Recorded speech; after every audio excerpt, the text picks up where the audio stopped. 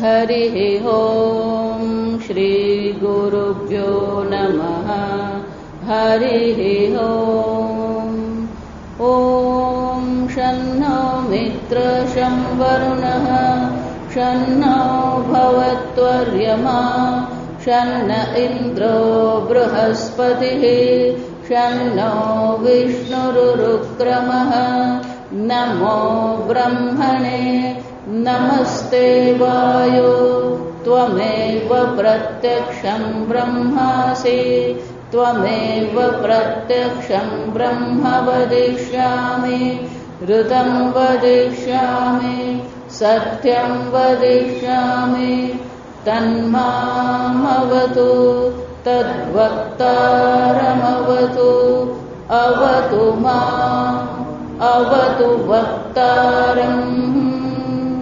ॐ शान्ति शान्ति शान्तिः। ॐ सहनाववतु सहनौ भुनक्तु सह वीर्यं करवावहै तेजस्विनावधीतमस्तु मा विद्विषावहै। ॐ शान्ति शान्ति शान्तिः। सदाशिवसमारम्भां शङ्कराचार्यमध्यमाम् अस्मदाचार्यपर्यन्तां वन्दे गुरुपरम्परां। श्रुतिस्मृतिपुराणानाम् आलयं करुणालयं नमामि भगवत्पादं शङ्करं लोकशङ्करं शङ्करं शङ्कराचार्यं केशवं बादरायणं सूत्रभाष्यकृतौ वन्दे भगवन्तौ पुनः पुनः। ईश्वरो गुरुरात्मेति मूर्तिभेदविभागिने व्योमवद्व्याप्तदेहाय दक्षिणामूर्तये नमः। निधये सर्वविद्यानां विशदे भवरोगिणां गुरवे सर्वलोकानां दक्षिणामूर्तये नमः। ॐ नमः प्रणवार्थाय शुद्धज्ञानैकमूर्तये निर्मलाय प्रशान्ताय दक्षिणामूर्तये नमः। मङ्गलं मे दिशतु विनायकः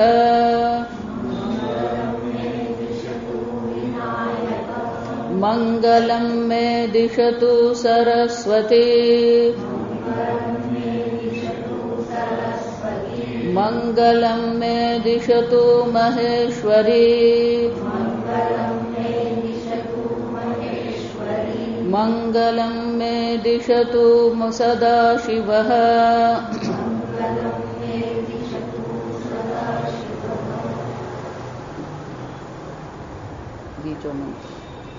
बीजस्त्यान्तरिवाङ्कुरो जगदिदं प्राङ्निर्विकल्पं पुनः मायाकल्पितदेशकालकलना वैचित्रचित्रीकृतं मायावीव विजृम्भयत्यपि महायोगी वयस्वेच्छया तस्मै श्रीगुरुमूर्तये नम इदं श्रीदक्षिणामूर्तये।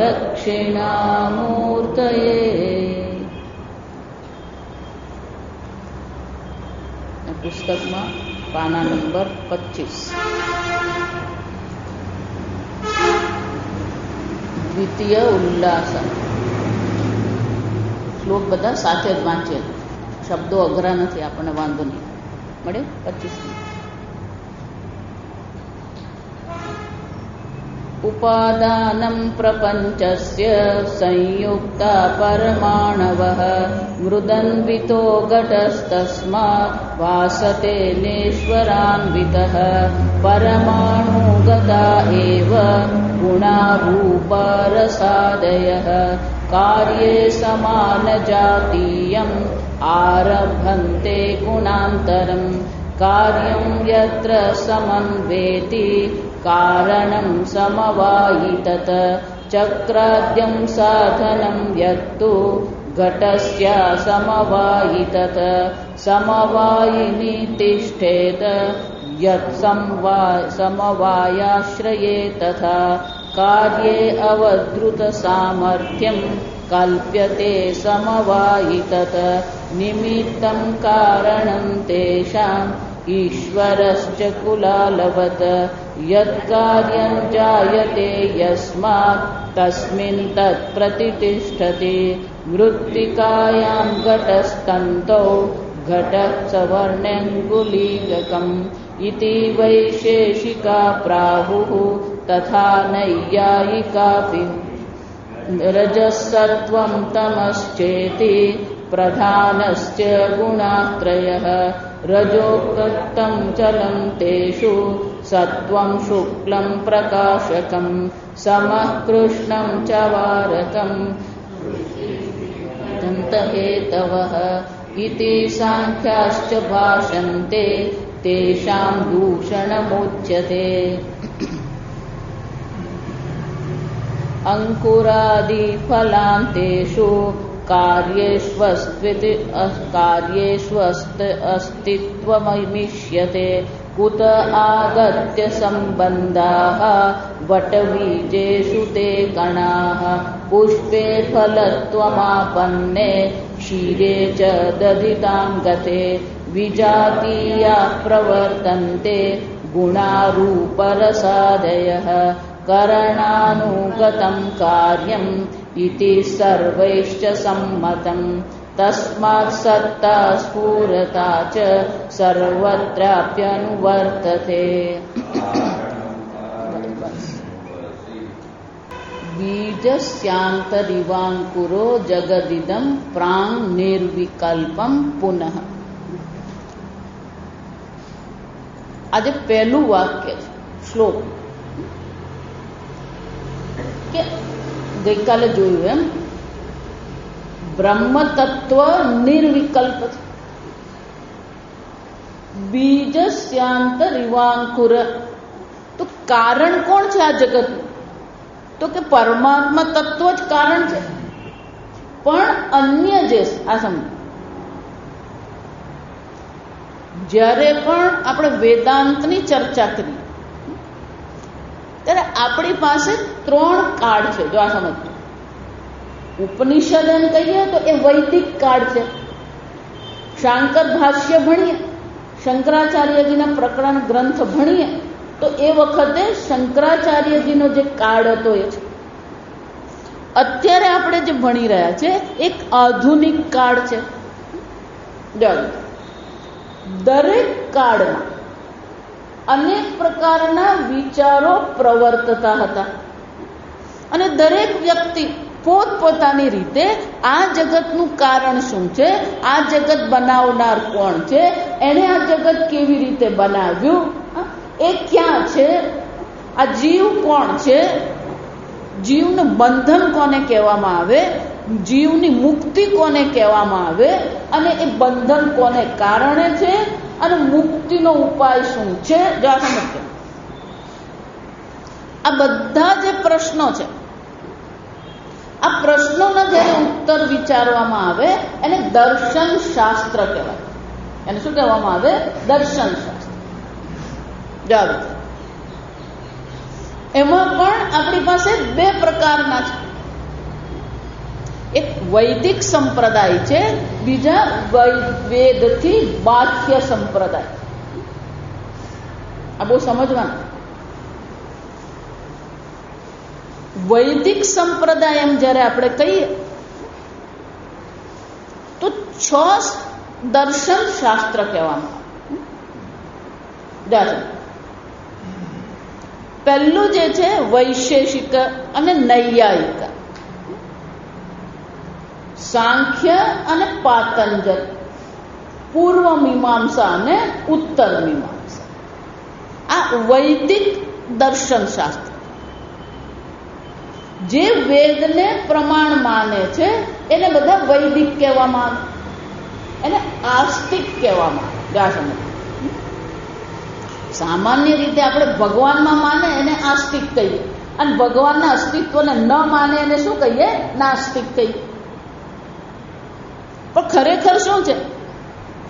જે વેદને પ્રમાણ માને એ બધા આસ્તિક છે. જે વેદને પ્રમાણ માનતા નથી એ બધા કેવા છે? નાસ્તિક છે. શંકરાચાર્યજીના વખતે વૈદિક કાળ નહીં, વૈદિક કાળમાં તો વૈદિક જ હતા, નાસ્તિક હતા જ નહીં, બધા વૈદિક જ હતા. એટલે આ ષડ દર્શન આપણે કહેવાય. શંકરાચાર્યજીના સમયમાં 6 નાસ્તિક સંપ્રદાય દર્શન શાસ્ત્ર. ચારવાક ફક્ત કોને માને છે?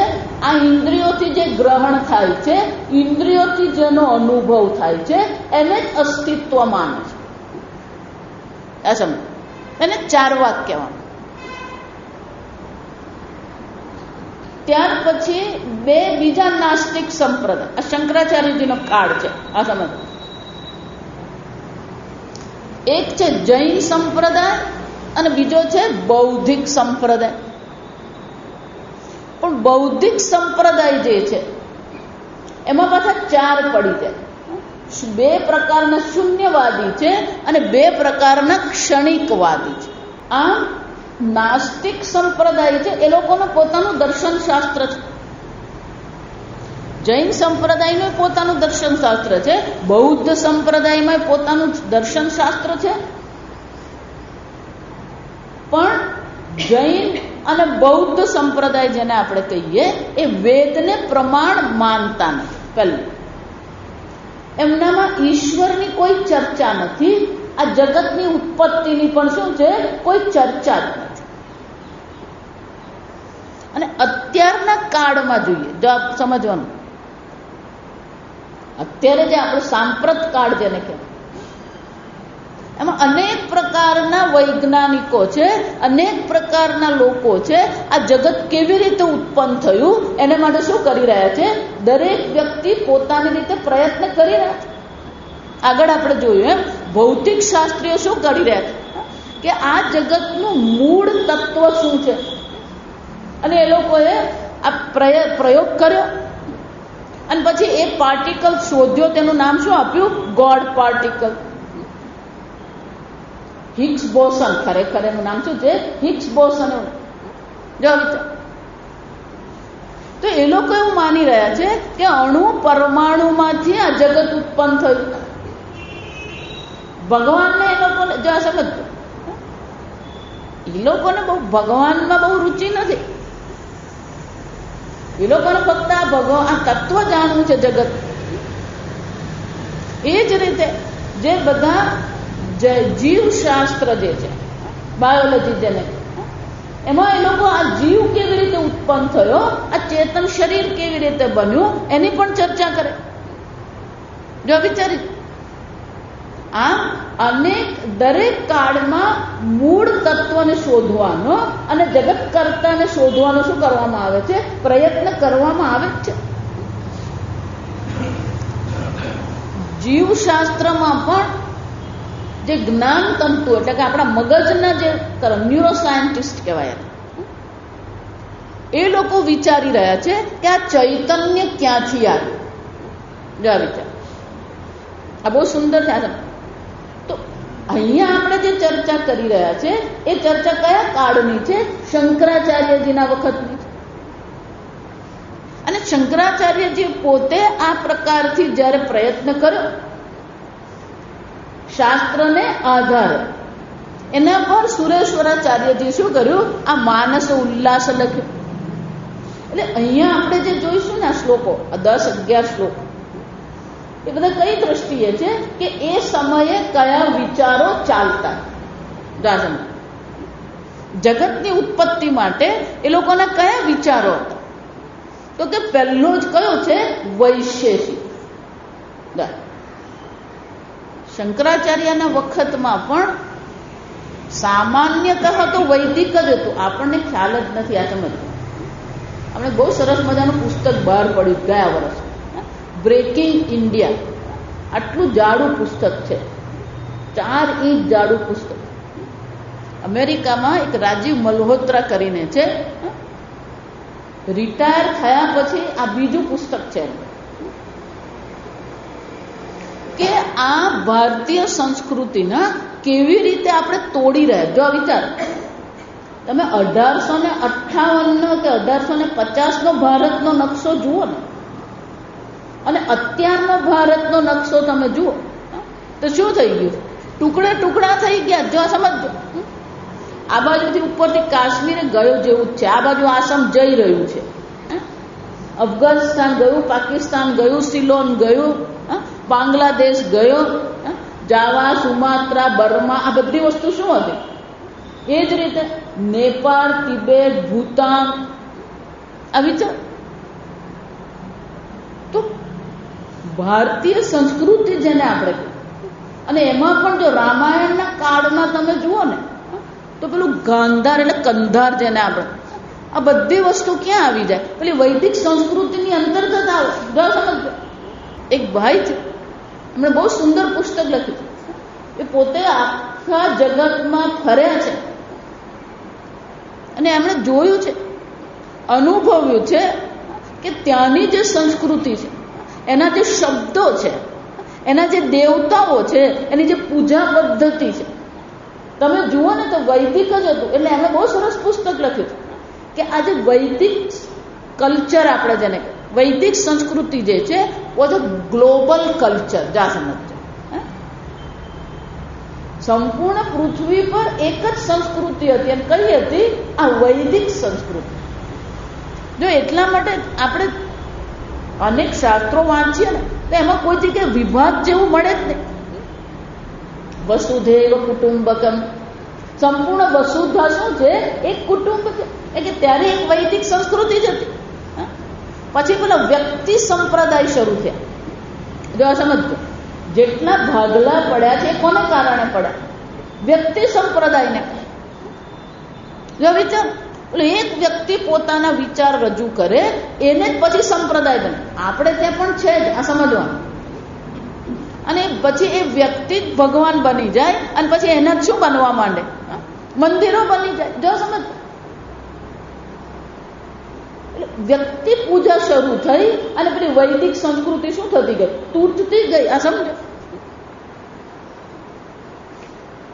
ગુરુ છે, ગુરુનો કોઈ વિરોધ નથી. ગુરુ ગોવિંદ દોનો ખડે, કિસકો લાગુ પાઉં, બલિહારી ગુરુદેવ કી, ગોવિંદ દિયો દિખાય. પણ આ વ્યક્તિ સંપ્રદાય જ્યારથી શરૂ થયા ત્યારથી આજે વિચારો જેને કહેવાય, જો આ સમજો, જેને ચિંતન કહેવામાં આવે, જેને દર્શન શાસ્ત્ર કહેવામાં આવે, એ બધી વસ્તુ શું થઈ ગઈ? એ બધું નીકળી ગયું. પછી બધું શ્રદ્ધાથી જ ચાલે, એમાં કોઈ પ્રમાણની જરૂર જ નહીં. કારણ કે પ્રમાણ કોણ બની ગયું? વ્યક્તિ જ પ્રમાણ છે. વ્યક્તિએ જે કહ્યું એ શું થઈ ગયું? અંતિમ વસ્તુ થઈ ગઈ. પછી કોઈ વિચારને પ્રમાણની જરૂર નહીં પડે, શાસ્ત્રની જરૂર પડે નહીં. અને પછી તો શું થઈ જાય?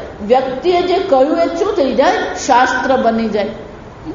જો વિચાર, વ્યક્તિ શાસ્ત્ર નથી, શાસ્ત્ર પ્રમાણ છે. અને વ્યક્તિ ગુરુ પણ જ્યારે શાસ્ત્ર અધ્યયન કરાવે તો એ શાસ્ત્ર અધ્યયનમાં શું કરવું પડે? શાસ્ત્ર શું કહે છે એ મહત્વનું છે. જો વિચાર, આજે વૈદિક સંસ્કૃતિ આપણે જેને કહીએ, એમાં 6 જે ષડદર્શન આપણે જે કહીએ છીએ, એમાં 3 જે છે એ નિરીશ્વરવાદ કહેવાય. એ 3 કેવા છે? નિરીશ્વરવાદ છે. વૈશેષિક, નૈયાયિક અને સાંખ્ય.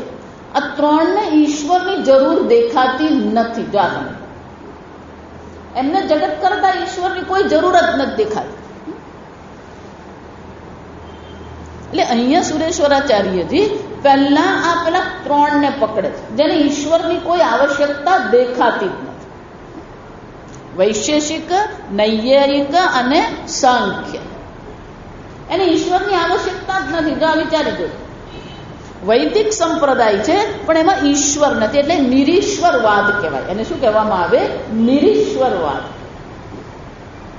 એટલે પહેલા સમજાવે છે કે આ જે નિરીશ્વરવાદીઓ જે છે એ આ જગતની ઉત્પત્તિ કઈ દ્રષ્ટિએ બતાવે છે. એક, અને જગતની ઉત્પત્તિ જ્યારે આપણે એમ કહીએ એમાં બે વસ્તુ થાય. એક જગતનું નિમિત્ત કારણ છે, બીજું શું છે? ઉપાદાન કારણ. આ જગત શામાંથી ઉત્પન્ન થયું એને ઉપાદાન કહેવાય. એટલે અહીંયા ઉપાદાનની ચર્ચા છે. એને નિમિત્તની તો જરૂર પડતી જ નથી. જો આ સમજો કે નિમિત્ત કારણ એમ કહીને ઈશ્વર થઈ જાય, એટલે આ નિરીશ્વરવાદી છે. એટલે એને નિમિત્ત કારણની કોઈ આવશ્યકતા દેખાતી જ નથી. અને જો ઈશ્વર નથી, નિમિત્ત કારણ નથી, તો પછી પેલું કારણ કયું રહ્યું જગતનું? એક જ કારણ રહ્યું, ઉપાદાન કારણ. તો આ બધી સ્પષ્ટતા મનમાં, તો પછી આ બધા શ્લોક છે ને આપણને સમજાશે. એટલે એ લોકો ફક્ત ઉપાદાનની ચર્ચા કરે, કારણ કે નિરીશ્વરવાદી છે. એ લોકો નિમિત્તની કોઈ આવશ્યકતા જ નથી. એટલે શરૂઆત સુરેશ્વરાચાર્યજી કહે છે ઉપાદાનમ પ્રપંચસ્ય. આ પ્રપંચનું ઉપાદાન જે છે કોણ છે? સંયુક્તાઃ પરમાણવઃ. આ જગતનું મૂળ દ્રવ્ય શું છે? આ પરમાણુ એ મૂળ દ્રવ્ય છે. આ પરમાણુમાંથી થયું. જો વિચાર, મૃદાન્વિત ઘટ તસ્માદ ભાસતે ન ઈશ્વરાન્વિત. પેલો ઘડો જે છે, જા સમજ. આ તર્ક બહુ મજાના. પહેલા એના તર્ક સમજી લેવા કે ઘડો જે છે એ ઘડામાં કોણ અનુસ્યુત છે? અન્વિત. એટલે કોણ અનુસ્યુત છે? માટી છે. જો વિચાર, ઘડામાં તમને માટી દેખાય, કુંભાર દેખાયો નહીં? એ જ રીતે આ જગતનું ઉપાદાન કારણ પરમાણુ છે. એ પરમાણુથી અન્વિત થયેલું છે. ન ઈશ્વર અન્વિત ભાસિત. આ દેખાય છે. જો વિચાર, આમાં ઈશ્વર છે જ નહીં, ફક્ત શું છે? પરમાણુઓ જ છે. જો વિચાર, અને એ પરમાણુ કેવા છે? એ સૂક્ષ્મ છે, એટલે આપણી આંખોથી દેખાય નહીં. પછી પેલો એક પરમાણુ હોય એ બે ભેગા થઈ જાય એટલે દ્વિણુક બને. પછી પેલો ત્રીજો ભેગું થાય, ત્રિણુક બને. આમ આ જે વૈશેષિકો જે છે એ હંમેશા એવું કહે છે કે આ જગતમાં જે ઉપાદાન કારણ જે છે એમાં 6 વસ્તુ છે. રાસમાં એને 6 પદાર્થ કહે. એ લોકો એને શું કહે છે? 6 પદાર્થ છે. પહેલું દ્રવ્ય છે, પછી ગુણ છે. દરેક દ્રવ્યને શું હોય? ગુણ હોય. પછી એના કર્મ છે, પછી એમાં સામાન્ય પણ હોય, એમાં વિશેષતા પણ હોય. એટલું જ નહીં, સમવાય. પેલું કાર્ય અને કારણનો શું થવો જોઈએ? સંબંધ થવો જોઈએ. આ સંબંધને નામ એ લોકોએ શું આપ્યું? સમવાય. આ 6 પદાર્થ છે. દ્રવ્ય, ગુણ, કર્મ, સામાન્ય, વિશેષ અને સમવાય સંબંધ. આ 6 છે. એમાં પેલા દ્રવ્ય જે છે એ દ્રવ્ય 9 છે. દ્રવ્ય કેટલા છે? 9 દ્રવ્ય છે.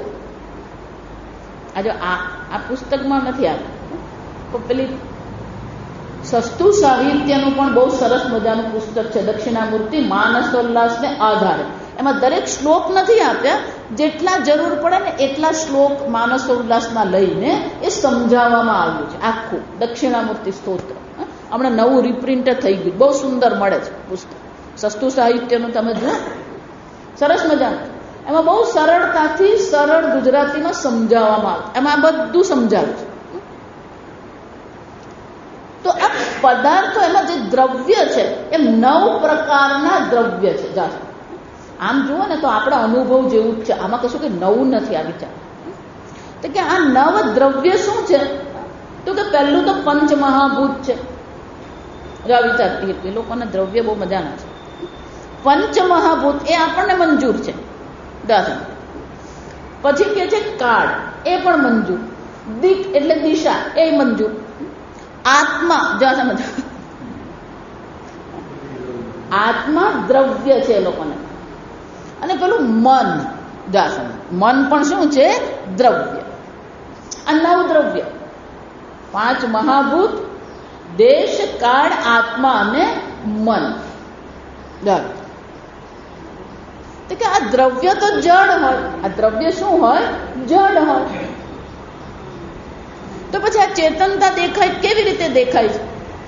તો કે આત્મા ચૈતન્ય છે કે નહીં, એ તો દ્રવ્ય છે. જો સમજો, આ એ લોકોની દ્રષ્ટિએ વિચારવાનું. પહેલા આત્મા શું છે? દ્રવ્ય છે. મન શું છે? દ્રવ્ય છે. પણ તો કે આ ચેતનતા દેખાય છે એ ક્યાંને કારણે? તો કે આત્મા અને મનનો સંયોગ થવાથી પેલું ચેતનતા પ્રગટ થઈ. જો વિચાર, આત્મા અને મનના સંયોગથી શું થયું? પેલી ચેતનતા પ્રગટ. પણ એવું કેવી રીતે થાય? કે સીધી વસ્તુ છે. તમે પાન ખાવ છો કે નથી ખાતા? કે પાન લીલા રંગનું હોય અને તમે ચૂનો એમાં જે મૂકો, એ ચૂનો કયા રંગનો હોય? સફેદ રંગનો હોય. પણ એ પાન અને ચૂનો તમે ખાઓ ત્યારે કયો રંગ બને? લાલ રંગ. તો કે લીલો અને સફેદ હતો, લાલ રંગ બન્યો કે નહીં? એ જ રીતે શું છે? આત્મા ભલે દ્રવ્ય છે, મન ભલે દ્રવ્ય છે, બે ભેગા થાય એટલે શું થાય? આ ચૈતન્ય પ્રગટ. બધા અત્યારના વૈજ્ઞાનિકો, એટલે મેં શરૂઆતમાં તમને, અત્યારના વૈજ્ઞાનિકો એ જ કરી રહ્યા છે. જો વિચાર કે આ ચૈતન્ય આવ્યું ક્યાંથી? આ મગજમાં છે ચૈતન્ય, પેલા જ્ઞાન તંતુમાં છે ચૈતન્ય, પેલા DNA માં ચૈતન્ય છે. જો સમજ, વિચાર. પણ આપણે શું કહીએ? નહીં આત્માનામ કશ્ચિત અપ્રસિદ્ધમ વસ્તુ અસ્તિ. ચૈતન્ય ઉત્પન્ન નહીં થાય, ચૈતન્ય છે. અહમ અસ્મિ સદા ભામિ. ચૈતન્ય કેવું છે? સ્વતસિદ્ધ સ્વપ્રકાશ છે. બધાની દ્રષ્ટિ પેલી બહાર છે, પેલો હું ને તો કોઈ ઉમેરતું જ નથી. જો સમજ, આ બધાની હાલત પેલી અર્જુન જેવી જ છે. અર્જુન આપણે એવા છે, આપણે કઈ અર્જુનથી ડાયા નથી. આ સમજ, જોયું છે? પેલું વિશ્વરૂપ ભગવાનને કીધું, ભગવાન વિરાટ સ્વરૂપના દર્શન કરાવો. ભગવાન છે ને બહુ સીધો સાદો છે. હકીકત તમને, આપણે જ બધા બહુ મુશ્કેલીઓ ઊભી કરતા, આ બધો ગૂંચવાડો ઊભા કરનાર આપણે જ છે. ભગવાન તો સીધો સાદો. અર્જુને કહ્યું ભગવાનના વિશ્વરૂપના દર્શન કરાવો. પશ્ચમે રૂપમ, લે જો મારું વિશ્વરૂપ બતાવી દઉં. ભોળો છે ભગવાન. આ સમજો, હકીકત તો જેટલે ગૂંચવાડા છે ને બધા આપણા મનના ગૂંચવાડા. પછી ભગવાનને ખબર પડી, ઓહો આ ચર્મચક્ષુથી દેખાય એમ નથી. દદામી તે દિવ્ય ચક્ષુ. અર્જુન, હું તને શું કરું છું? આ દિવ્ય ચક્ષુ આપું. જા, અર્જુને જોયું વિશ્વરૂપ. વિશ્વરૂપના દર્શન કર્યા. અદ્ભુત સ્વરૂપ જોઈને શું થયો? આશ્ચર્યચકિત થઈ ગયો. આમ પહેલો ભાવ કયો પ્રગટ થયો? આશ્ચર્યનો ભાવ. પણ જ્યાં પેલું ભગવાનનું વિનાશનું સ્વરૂપ જોયું, શું થઈ ગયો? ભયભીત થઈ ગયો. આમ આશ્ચર્યની ભાવના શામાં બદલાઈ ગઈ? ભયમાં. પણ ભય કેમ થયો? ઉદરમ અંતરમ કુરુતે અથ તસ્ય ભયમ ભવતી. વિશ્વરૂપ કર્યું, પણ એમાં પોતાનો શું છે? ઉમેરો કર્યો જ નહીં. અને જો પોતાનો ઉમેરો નહીં કરે તો શું થઈ જવાનું? ભય થઈ. એમ આજકાલ બધા જ પેલું ભગવાન મૂળ તત્વને શોધવાનો પ્રયત્ન કરી રહ્યા, પણ પેલો હું ને શું કરે છે? બાકી રાખે. જો સમજો, જો વિચાર. અને જે હુંનો વિચાર કરવા વાળા, જો આ સમજો બરાબર, જે હુંનો વિચાર કરવા વાળા છે એ પાછા પેલા ઈશ્વરને સ્વીકારતા નથી. એ લોકો એમ જ માને આ બધું ઈશ્વરની જરૂરત, બધું શું થાય છે, આપોઆપ જ થાય. કેમ? પેલો સાંખ્ય હું ને સ્વીકારે, જો સમજવા, ચૈતન્ય હું સ્વીકારે ત્યાં. આ તો આત્માને દ્રવ્ય જ બનાવીને બેઠો છે. આત્માને દ્રવ્ય બનાવીને એટલે બધી વાત પૂરી થઈ જાય. અને એટલે કે છે ન ઈશ્વરાન્વિત. આ જગતનો આપણો અનુભવ છે. અહીંયા ઈશ્વર કોઈને દેખાતો જ નથી. માટી દેખાય છે, જેમ ઘડો જોઈએ ત્યારે માટી દેખાય છે, એમ આ જગત જોઈએ ત્યારે કોઈને ઈશ્વર દેખાય નથી દેખાતું. ઈશ્વર તત્વ દેખાતું નથી. અને શું થઈ ગયો? આ ઈશ્વર તત્વ છે જ. પરમાણુ ગતા એવ ગુણ રૂપ રસાદય. આ બધું પરમાણુથી જ છે. બધું કેવી રીતે ઉત્પન્ન થયું? આ પરમાણુઓથી જ બધું ઉત્પન્ન છે. કારણ કે બધામાં શું દેખાઈ રહ્યું છે? આ પરમાણુનો અનુભવ છે. અને પરમાણુના દરેકના પોતાના શું છે? ગુણ છે. રસાદય. દરેકના પોતપોતાના ગુણ છે. પંચમહાભૂત એમ કહીએ તો દરેકનો પોતાનો ગુણ છે.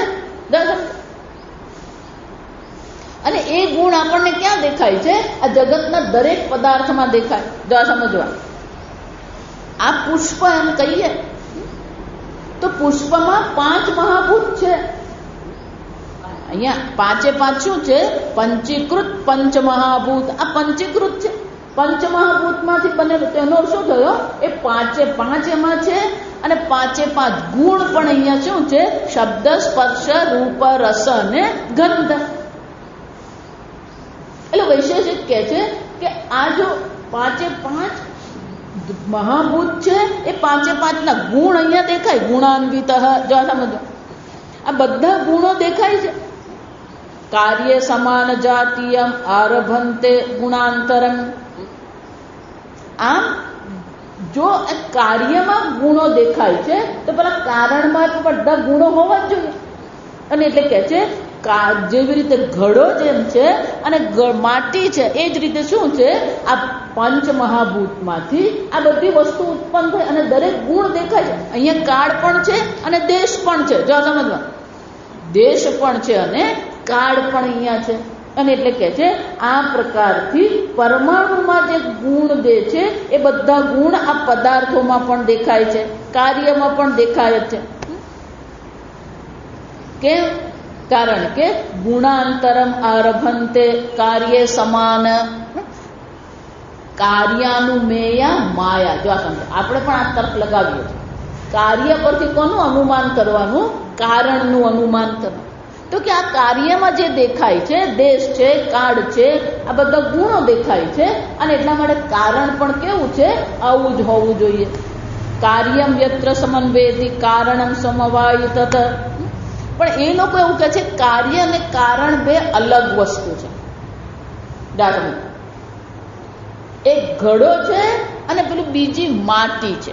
માટી કારણ છે અને ઘડો શું છે? કાર્ય છે. અને એ કાર્ય અને કારણનું શું થાય છે? સમવાયી. એ બે ભેગા થાય, એનો સંબંધ કહેવાય. પણ કે તમે બે કહો છો પણ બે છે જ નહીં. ઘડો અને માટી બે છે તો કે નહીં. એટલે બે પ્રકારના સમવાય. એક નિત્ય સમવાય. નિત્ય સમવાય એટલે શું છે? એક કારણ હોય ત્યાં શું છે? પેલું કાર્ય જોડાયેલું હોય. પણ બે તો છે જ. જો સમજ, એ બે કરવા માટે પેલો સમવાયી સંબંધ. અને એટલે કે છે કાર્યમ્રત્યત્ર સમન્વયતિ. આ કાર્ય જ્યાં હોય ને એ પેલું કારણ કહેવાય. અને એ કારણને સમવાયી કહેવામાં, સમવાયી કારણ છે. ચક્રાદ્યમ સાધનમ યતુ ઘટસ્ય સમવાયી તદ. એટલે કે છે કે ઘડો બનાવવા માટે કારણમાં ચક્રાદિની પણ જરૂર પડે. પણ ચક્રાદિ જે છે એ સમવાયી નથી. પેલો કારણ માટી છે અને ઘડો છે. જો સમજો, બે કારણ છે. એક માટી કારણ છે અને બીજું ચક્રાદિ સાધન કારણ છે. સાધન અસમવાયી છે અને માટી કેવી છે? સમવાયી છે. સમવાયી નિતિષ્ઠેદ્યત સમવાયાશ્રયે તથા. જે સમવાયી કારણ જે છે એ સમવાયી કારણને આશ્રિત જ પેલો ઘડો જે એમાંથી બન્યો એ રહેવાનો. કાર્ય અવધૃત સામર્થ્યમ કલ્પ્યતે અસમવાયી તદ. આમ આ કાર્ય ઉત્પન્ન કરવાનું સામર્થ્ય પેલા સમવાયી કારણમાં છે. માટીમાંથી ઘડો બને, પાણીમાંથી ઘડો બને નહીં. જો સમજો, એનો અર્થ શું થયો? માટીમાં ઘડો બનવાની શું છે? સામર્થ્ય છે. એટલા માટે કેવું છે? સમવાયી કારણ કહેવાય. એને પોટેન્શિયલ અંગ્રેજી સંભાવના એને કહેવાય. માટીમાં ઘડો બનવાની સંભાવના છે, પાણીમાં છે નહીં, હવામાં છે નહીં. જો સમજો, આમ પેલું સામર્થ્ય હોવું જોઈએ. કારણમાં કાર્ય બનવાનું શું હોવું જોઈએ? સામર્થ્ય હોવું જોઈએ. અને એટલા માટે કહે છે કાર્ય અવધૃત સામર્થ્યમ કલ્પ્યતે અસમવાયી તદ. આમ સમવાયી કારણને આશ્રિત જે કાર્ય છે એમાં શું છે? ઉત્પન્ન કરવાનું સામર્થ્ય છે. અને એ ઉત્પન્ન કરવાનું જે સામર્થ્ય છે અસમવાયી કારણ તત. આ બહુ ખરેખર જો વેદાંત ભણ્યા હોય ને એટલે આ બધું આપણા મગજમાં બહુ ઉતરે નહીં. આ સમજ નિમિત્તમ કારણમ તેષામ ઈશ્વરશ્ચ કુલાલવત. અને આ ઈશ્વર જે છે કુલાલવત, આ કુંભારની જેમ નિમિત્ત કારણ છે. યત કાર્યમ જાયતે યસ્માત તસ્માત તત્ પ્રતિષ્ઠતે. અને સીધી વસ્તુ છે કે જેમાંથી ઉત્પન્ન થયું હોય એમાં જેની શું હોય? પ્રતિષ્ઠા હોય. મૃત્તિકાયામ ઘટસ્તંતૌ પટઃ જોઈએ, ઘટઃ નહીં. જો સમજ, આ ખોટું છે શ્લોકમાં. મૃત્તિકાયામ ઘટઃ, ઘડો ક્યાં રહેવાનો? માટીમાં રહેવાનો. એ જ રીતે પટઃ ક્યાં હોય? તંતો, તંતુમાં પેલું પટ હોય. સુવર્ણે અંગુલીયકમ, આ વીટી જે છે એની પ્રતિષ્ઠા ક્યાં હોવાની? સોનામાં હોવાની. ઇતિ વૈશેષિકા પ્રાહુ તથા નૈયાયિકાપી. આમ આ વૈશેષિકો આ પ્રકારથી જણાવે છે કે પરમાણુ છે, દ્રવ્ય છે, અને કાર્ય અને કારણનો સમવાયી સંબંધ છે. એમાં એક સમવાયી કારણ છે અને બીજું કયું છે? અસમવાયી કારણ છે. રજત સત્વમ તમશ્ચેતિ પ્રધાનસ્ય ગુણાઃ ત્રયઃ. આ પેલો બીજો સાંખ્યવાદી છે. એ સાંખ્યવાદી શું કહે છે? આ 3 ગુણ છે. આ જગતમાં 3 ગુણ દેખાય છે. પેલો પરમાણુ દેખાય છે એમ કે. જો સાંખ્યવાદી શું કહે છે? આ જગતમાં 3 ગુણ છે. રજઃ રક્તમ ચલમ તેષુ. આ રજો ગુણ જે છે એમાં 2 વસ્તુ છે. રક્ત છે એટલે કે લાલ રંગ છે, અને ચલમ એટલે કે પ્રવૃત્તિ છે. સત્વમ શુક્લમ પ્રકાશકમ. આ બધું પેલું આપણે ગીતા જોઈએ ને, ગીતામાં બધું આવે. ગુણાતીત જોયું, ત્યાં બધી ચર્ચા. આ સત્વ છે ત્યાં પ્રકાશ છે, જ્ઞાન છે, સુખ છે,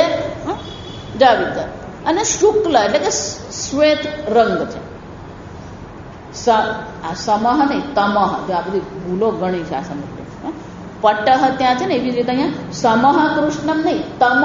ત્યાં સ નહીં જોઈએ, શું જોઈએ? ત જોઈએ. તમહ. કૃષ્ણમ ચ આવરકમ સૃષ્ટિ સ્થિતિ અંતહેતવ. આ જે તામસિક ગુણ છે, તમો ગુણ જે છે કેવો છે? કૃષ્ણ એટલે કે શ્યામ છે, અને આવરકમ એ તમો ગુણનો જે મુખ્ય જે ગુણધર્મ છે કયો છે? આવર, એ ઢાંકી દે. જો આ સમજ, આ ઢાંકવું છે ને, સમજવા જેવી વસ્તુ છે.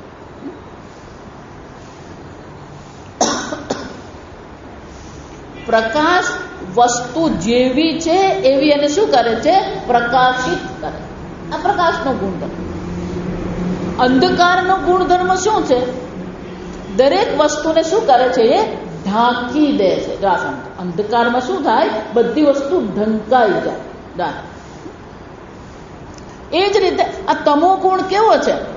તમહ એટલે કે અંધકાર સ્વરૂપ છે. એ બધી વસ્તુને આવૃત કરનારું છે. અને આ 3 ગુણ જે છે કોણ છે? સૃષ્ટિ સ્થિતિ અંત હેતવ. આ ત્રણ ગુણો જ આ સૃષ્ટિ સ્થિતિ અને અંતના હેતુઓ છે. ઇતિ સાંખ્યાશ્ચ ભાષંતે તેષામ દૂષણમ ઉચ્યતે. આ સાંખ્યવાદીઓ આવું કહે છે. હવે અમે તમને એમના દૂષણ દર્શાવ્યા. દૂષણ એટલે કે એમાં કેવા દોષ રહેલા છે, એ કેવું તર્કબદ્ધ નથી. વારંવાર પણ બધા કોઈ આપણને કંઈ કે એટલે માની લેવાની જરૂર નથી. આ સમજ એમાં બે વસ્તુ હોવી જોઈએ. પહેલું તો એ શ્રુતિ પ્રમાણને અનુરૂપ છે કે નહીં, અને બીજું એ તર્કબદ્ધ છે કે. એને યુક્તિ કહેવાય. શાસ્ત્રમાં એને ન્યાય અથવા તો યુક્તિ કહેવામાં. આ ભાગવતમાં પણ કીધું બ્રહ્મ સંમિતમ. આ ભાગવત કેવું છે? વેદ સંમિતમ છે. તો જ પછી એ ભાગવત પ્રમાણ છે, શાસ્ત્ર છે. જો વેદ વિરુદ્ધ વાત કરે તો પછી એને આપણે પ્રમાણ માનીએ નહીં. તો તર્ક પણ છે, આ સમજો. અને તર્કને ઉડાડી નથી દેવાનું. કોઈ પણ ચર્ચા કરવામાં આવે એ તર્કબદ્ધ હોવી જોઈએ. શંકરાચાર્યજી બહુ સરસ કે શ્રુતિ યુક્તિ વિદ્વત અનુભવ. કોઈ પણ વાક્ય તમે સાંભળો ને એમાં ત્રણ તરત એને આ ત્રણની કસોટી પર ચડાવી દેવા. શ્રુતિ સંમત છે, યુક્તિ એટલે તર્કબદ્ધ છે, અને વિદ્વત અનુભવ એટલે કે આપણા અનુભવમાં આવે એવું છે કે જે વસ્તુ આપણા અનુભવમાં જ નથી એની ચર્ચા કરવાનું શું છે? કોઈ મતલબ નથી. આ સમજ, એનું કોઈ પ્રયોજન છે જ નહીં. જે વસ્તુ મારા અનુભવમાં આવી શકે એમ હોય જ ને એની ચર્ચા કરવાનું શું છે? ગુજરાતીની કહેવત છે, જે ગામ જવું નહીં એનું નામ લેવું. જે મારા અનુભવમાં જ જો આવવાનું નહીં હોય, જે મને જ્ઞાન કે સમજદારી મળવાની જ નહીં હોય, પછી એની ચર્ચા કરવાનું શું મતલબ? જો એટલે હું એટલા માટે કહું, તમે જુઓ ને બહાર જઈને આપણે વેદ ભણ્યા કરે, વેદાંત ભણ્યા કરે એટલે આપણી બુદ્ધિ પેલી ઘોડા દાબડા જેવી થઈ જાય. પેલો ઘોડો હોય ને પેલા દાબડા પહેરા. કેમ? એટલે પેલું અચાનક ગાડી આવે ને તો એ ભડકે ઘોડો. વાહનો બધા શું થતા હોય, આજુબાજુથી જમણી ડાબી બાજુથી ગમે ત્યાંથી પેલું ગમે તે વાહન આવી જાય, કોઈ માણસ આવી પડે તો અચાનક આવે તો ઘોડો ભડકે. એટલે એના માટે શું કરવામાં આવે? પેલા એને દાબડા પહેરાવેલા. એટલે પેલો સામેનું જ દેખાય, પેલો આજુબાજુનું કશું દેખાય નહીં. એમાં આપણે પેલું વેદાંત ભણતા હોય ને એટલે આમ સીધી લીટીથી જ ચાલ્યા કરીએ. જાસમ પણ બહાર કેટલા પ્રકારના સંપ્રદાયો છે, કેટલા પ્રકારના વિચારો છે, આ આપણે જાણવું પડે. આ સમજ, અનેક પ્રકારના વિચારો છે. આપણે પેલું ચૈતન્ય ચૈતન્ય કર્યા કરે અને એક અદ્વિતીય ચૈતન્ય, રોજ ગુરુજી એક અદ્વિતીય ચૈતન્ય કરતા ને એટલે પેલું મગજમાં એક ઘૂસી ગયો. બીજા સંપ્રદાયને વાંચો ને તો ખબર પડે તમને. સુપરા કોન્શિયસનેસ જાશે. ચૈતન્યમાં પાછું ઉપર અને નીચે હોય જાશે. એક અદ્વિતીય પેલું ઉર્ધ્વ ને અધ શું છે? જાસમ શું કરવાનું? ધ્યાન કરવાનું, અને ધ્યાન કરીને શું કરવાનું? એ પરમ ચૈતન્ય સુપરા કોન્શિયસ. ચૈતન્ય એટલું જ ને, પછી એની ભૂમિકા. આ ચૈતન્ય આત્મજ્ઞાન મેળવવા માટે શું કરવાની? પેલી 7 એની ભૂમિકા છે. મને એ બધું ખબર નહીં. એક દિવસ એક ભાઈ મને આવીને કે તમે કઈ ભૂમિકા પર છો? હું 6ઠ્ઠી પર છું.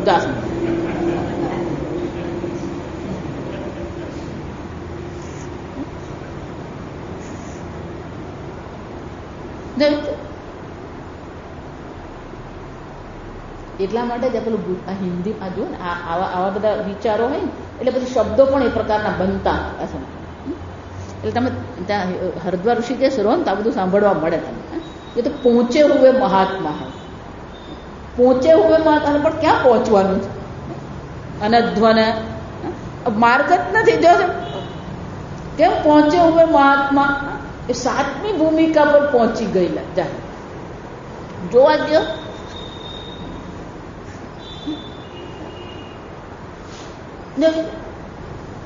પછી આ બધા જુઓ ને, પહેલી ભૂમિકા તમારી હોય તો તમારું વર્ણન બધું કરેલું હોય, તમારું મન કેવું હોય, તમારી ઈચ્છા કેવી હોય, હા, તમારું વર્તન કેવું, પણ છઠ્ઠો ભૂમિકા પર હોય ત્યારે એનું વર્તન કેવું, આ બધું લખેલું હોય. એટલે પછી પેલો ફાફા જ મારતો હોય.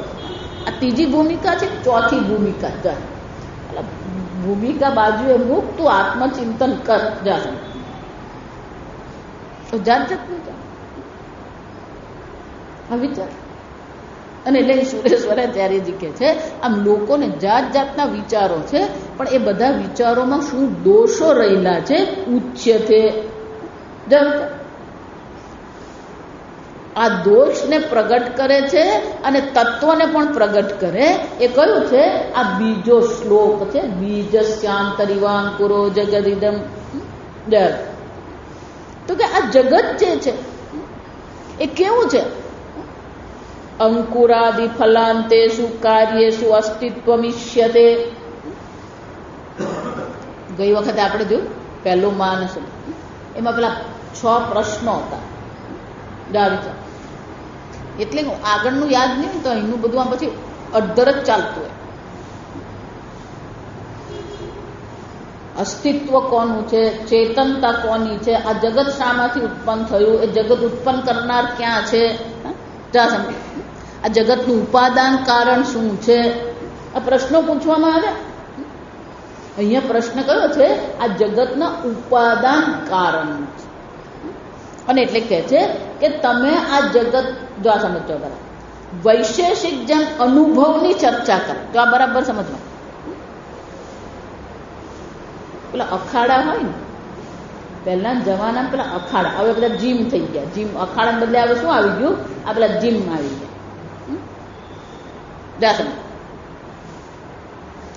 દરેકનો પોતાનો અખાડો હોય, દરેકનો પોતાનો શું હોય? અખાડો. પછી એ બધા અખાડા વાળા હોય ને એ લોકોને પછી શું ચાલે? પેલો મલ્લ યુદ્ધ કહેવાય. એટલે પછી એક અખાડો વાળો પેલી સ્પર્ધા રાખે, એટલે બીજા બધા અખાડા વાળા અને આજુબાજુના ગામના અખાડા વાળા શું કરે? એના અખાડામાં આવીને પછી યુદ્ધ કરે અને પછી જીતે. એટલે મોટે ભાગે એવું બને કે જે અખાડા વાળો હોય ને એનો જ શિષ્ય જીતતો હોય. જો આ સમય પણ પેલો બીજો અખાડા વાળો આવીને તમારા અખાડામાં તમને હરાવી જાય ને તો એ બરાબર કહેવાય. જો આ સમય પોતાના અખાડામાં તો પોતે જીતતો જ હોય, સમજો. પણ પેલા બીજાના અખાડામાં જઈને જીતીએ ને તો બરાબર કહેવાય. જો સમજો. એમ આપણે આપણા વિચારો રજૂ કરીએ ને વેદાંત, એ વસ્તુ બરાબર છે. એના જ અખાડામાં જઈને શું કરવાનું છે? એને હરાવવાનો છે. એ શાની ચર્ચા કરે છે? અનુભવની ચર્ચા કરે છે. એમ કે છે કે આપણો અનુભવ છે પરમાણુ, અને આ દ્રવ્ય છે, અને દ્રવ્યના જેટલા ગુણ અને કર્મ છે એ બધા અહીંયા અભિવ્યક્ત થાય છે. એટલે અનુભવની ચર્ચા કરે છે. એટલે એના જ અનુભવ, એના જ જગતને લઈને આપણે આપણો અનુભવ પ્રગટ કરીએ છીએ કે આ જગતમાં કોઈ પણ ઉત્પત્તિ થાય. જો આ સમજ તો ઉત્પત્તિ જે થઈ રહી છે એ ક્યાંથી શરૂ થાય? બીજથી ફલ પર્યંત. બીજાંકુરાદિ ફલાંતેષુ. પેલું બીજમાંથી અંકુરનો શરૂઆત થાય. અંકુરાદિ, આદિ એટલે વગેરે નહીં, આ સમજવાનું. ગુજરાત આપણને આપણું મગજમાં એક ગોઠવાઈ ગયેલું છે. આદિ એમ કે એટલે શું કહેવાય? વગેરે. વગેરે નહીં, આ સમજ. આદિ એટલે પ્રારંભ. આદિનો અર્થ શું થાય? આરંભ. તો કે બીજ જે છે એમાં પ્રારંભ કોનાથી થાય? અંકુરથી થાય. અંકુરથી આરંભ કરીને ફલ પર્યંત. બીજાંકુરાદિ ફલાંતરેષુ કાર્યેષુ. આ દરેક કાર્યોમાં તમે એક વસ્તુ સામાન્ય જુઓ છો, અસ્તિત્વ ઈષ્યતે. બહુ સુંદર. બધામાં પેલું છેપણું છે. આપણે દ્રષ્ટાંત લઈને તમને ખ્યાલ આવે. સોનું એમ કહીએ તો સોનું પેલું લગડી સ્વરૂપે છે, પછી એને ટીપીને પતરું બનાવે,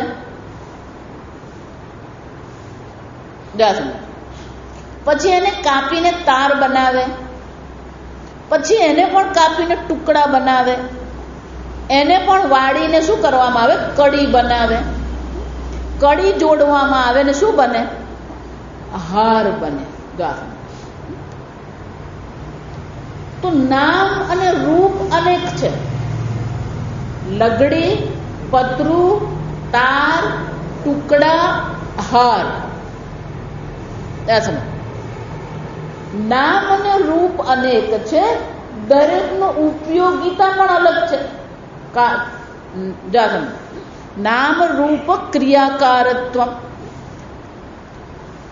લગડી જે કરી શકે એ પતરું નહીં કરે, અને પતરાથી જે થાય એ લગડીથી નહીં થાય. અને તાર બનાવીએ તો તારથી જે થઈ શકે એ પેલા પતરાથી નહીં થાય. જા સમજો, દરેકની ઉપયોગિતા પણ શું છે, અલગ અલગ છે. પણ બધામાં એક વસ્તુ સામાન્ય છે. કઈ છે? સોનું. જાવ, નામ રૂપ અને ઉપયોગિતા અનેક છે, પણ બધામાં જે સામાન્ય છે શું છે? સોનું છે. એ જ રીતે કહે છે કે કોઈ પણ કાર્ય તમે બીજ અંકુરથી શરૂ કરીને ફલાંત, બધા કાર્યોમાં એક વસ્તુ સામાન્ય છે, અસ્તિત્વ છે. બીજ છે, અંકુર છે, અસ્તિત્વ ઇષ્યતે, દરેકમાં છે જ અસ્તિત્વ.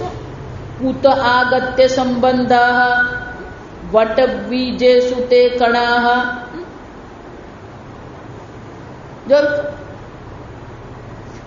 તો કે આ સંબંધ ક્યાં દેખાય છે આપણને? કે પેલું બીજ જે છે અને અંકુરથી ફળ પર્યંતનું જે છે, બીજ કારણ છે અને અંકુરથી ફળ પર્યંત કાર્ય છે. તો કે આ બેનો કોઈ સંબંધ એટલે કે મેળ પડે જ ખરો? વિચાર, કેમ બીજમાં કોઈ વસ્તુ દેખાય છે આપણને? જો વિચારી દો, અનેક વસ્તુઓ છે. પત્ર છે, પુષ્પ છે, થડ છે, છાલ છે, પાંદડા છે, અંકુર છે, બીજ છે. તો કે આ જે વસ્તુ જે છે, તો ઉતો આગત્ય, તે આ બધી વસ્તુઓ બીજમાં ક્યાંથી આવી? સંબંધ વટવી જે સુતે કણા. આ વડ વૃક્ષના જે કણ જે છે એ કણમાં ક્યાંથી અને કેવી રીતે આ સંબંધ થયો, આ બધા આવ્યા ક્યાંથી? જા સમજ. અનુભવની દ્રષ્ટિએ વિચારીએ તો કણમાં તો આમાંની એક કે વસ્તુ દેખાતી જ નથી. તો આ બધી વસ્તુ એમાં આવી ક્યાંથી? જા સમજ. અને એનો સંબંધ કેવી રીતે થયો? પુષ્પે ફલત્વમાપન્ને ક્ષીરે ચ દધિતામ ગતે વિજાતીયાઃ પ્રવર્તન્તે ગુણારૂપ રસાદયાઃ.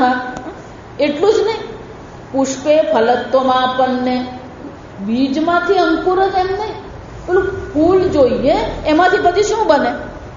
ફળ બને. દાડમનું ફૂલ તમે જુઓ અને પછી દાડમનું ફળ જુઓ, એ બેનો ક્યાંય કંઈક મેળ પડે છે? આંબાના ફૂલ તમે જુઓ, મંજરી કહીએ આપણે, અને પેલી કેરી લઈએ, આ ફૂલ અને ફળ આ બેનો મેળ પડ્યો?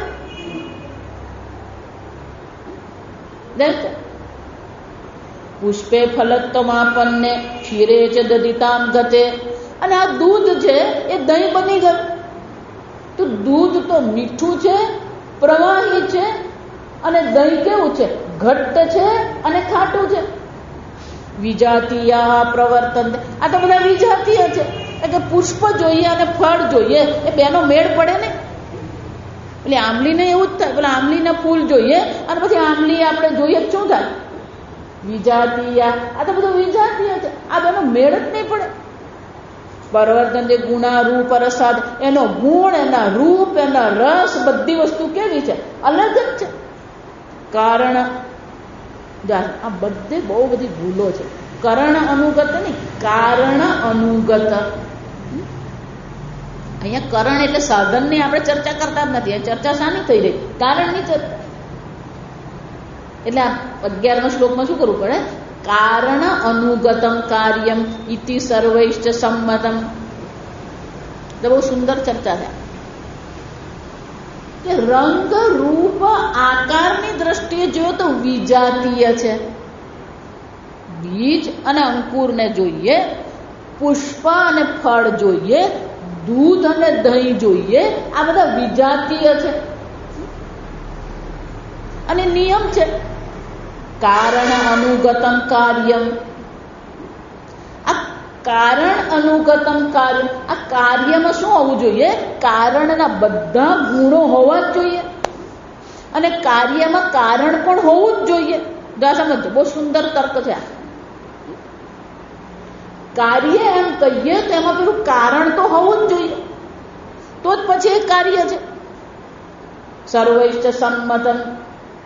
સુરેશ્વરાચાર્યજી કહે છે આ વાત તો બધા માન્ય રાખવાના, વૈશેષિક હોય, સાંખ્ય હોય, કોઈ પણ હોય, પણ આ વસ્તુ તો સર્વૈશ્ચ સંમતમ એટલે શું છે? બધાએ એમાં સંમતિ આપવી જ પડે કે કાર્યમાં પેલું કારણ હોવું જ જોઈએ. પણ જો આ વિજાતીય છે તો પછી તો કાર્ય કારણ આપણે સંબંધ જોઈ શકીએ એવું છે જ ને. તો સુરેશ્વરાચાર્યજી કહે છે પણ એમાં બે વસ્તુ તો પેલી સામાન્ય છે જે તમે જોઈ જ નહીં. જેમ પેલું લગડીથી હાર સુધી પર્યંત જોઈએ તેમાં સામાન્ય શું છે? સોનું છે. એ જ રીતે સુરેશ્વરાચાર્યજી સીધો આપણે લઈ જાય. જા સમજો પણ કે આ બધામાં એ બે વસ્તુ જે સામાન્ય હતી એ તમે ચૂકી ગયા. કઈ ચૂકી ગયા? સત્તા સ્ફૂર્તા છે સર્વત્ર અપી અનુવર્તતે. વિચાર સીધું અસ્તિત્વ પર લઈ ગયા. સત્તા, જો આ ચર્ચા પેલી ગીતામાં છે. ના સતો વિદ્યતે ભાવ ના ભાવો વિદ્યતે સતઃ. આજે આ સત કેવું છે? એનો ક્યારેય અભાવ થતો. 5 મિનિટ વધારે. સતનો ક્યારેય અભાવ નથી. કેમ? સર્વત્ર અનુવર્તતે. ઘટઃ અસ્તિ, પટઃ અસ્તિ, બધી વસ્તુ કેવી છે? અસ્તિ અસ્તિ અસ્તિ. બીજ અસ્તિ, બીજ છે અને બીજ દેખાય છે, ભાતિ. અંકુર અસ્તિ, અંકુર ભાતિ. પુષ્પમ અસ્તિ, પુષ્પમ ભાતિ. ફલમ અસ્તિ, ફલમ ભાતિ. ઘટઃ સન, પટઃ સન, હસ્તિ સન. શંકરાચાર્યજી કહે છે પેલું છે તો કેવું છે? સામાન્ય છે. દેખાઈ રહ્યું છે સ્ફુરતિ, એ પણ શું છે? સામાન્ય છે. અને એટલે કહે છે કે તમારો જ તર્ક હું લઉં છું, તમારા જ અનુભવને હું આગળ ચલવું છું કે કાર્યમાં કારણ હોય જ. તમે જ કહ્યું, તમે પરમાણુ કહો છો. હું એનાથી પણ વધારે સૂક્ષ્મતામાં જઈને કહું છું કે જો કાર્યમાં કારણ અનુસ્યુત હોય, અન્વિત હોય, તો દરેક વસ્તુમાં આ બે વસ્તુ કેવી છે? અન્વિત છે. સત્તા અને સ્ફુરતા. સત્તા એટલે સત, સ્ફુરતા એટલે ચિત્ત. સત અને ચિત્ત શું છે? સર્વમાં સામાન્ય છે. અને તમારો જ તર્ક છે જે સર્વમાં સામાન્ય હોય, સર્વમાં અન્વિત હોય, એનું ઉપાદાન કારણ હોય. જા સમજવાનું, એનો જ તર્ક પકડવાનો. એટલે મેં કીધું એના જ અખાડામાં બેસીને એને જ પછાડવાનું છે. હજી આપણું તો શરૂ કર્યું જ નથી. આપણે એના જ તર્કને પકડીએ છીએ. એણે જ કહ્યું કે કાર્યમાં શું હોય? કારણ અન્વિત હોય. તો દરેકમાં સત્તા અને સ્ફૂર્તિ અન્વિત છે. તો પછી આ જગતનું ઉપાદાન કારણ પરમાણુ કે પ્રધાન હોઈ શકે નહીં, પણ શું હોઈ શકે? જે સર્વમાં અન્વિત છે એ જ કારણ હોઈ શકે. અને સર્વમાં જે અન્વિત છે સત્તા અને સ્ફૂર્તિ છે, સત અને ચિત્ત છે. અને એટલા માટે આ સંપૂર્ણ જગતનું ઉપાદાન કારણ કોણ છે? સત્તા અને સ્ફૂર્તિ છે. આગળ આપણે આવતીકાલ. ઓમ અસતો મા સદ્ગમય તમસો મા જ્યોતિર્ગમય મૃત્યુંજય मृत्योर्मा अमृतङ्गमय। ॐ पूर्णमदः पूर्णमिदं पूर्णात् पूर्णमुदच्यते पूर्णस्य पूर्णमादाय पूर्णमेवावशिष्यते। ॐ शान्ति शान्ति शान्तिः। हरिः ॐ। श्रीगुरुभ्यो नमः। हरिः ॐ।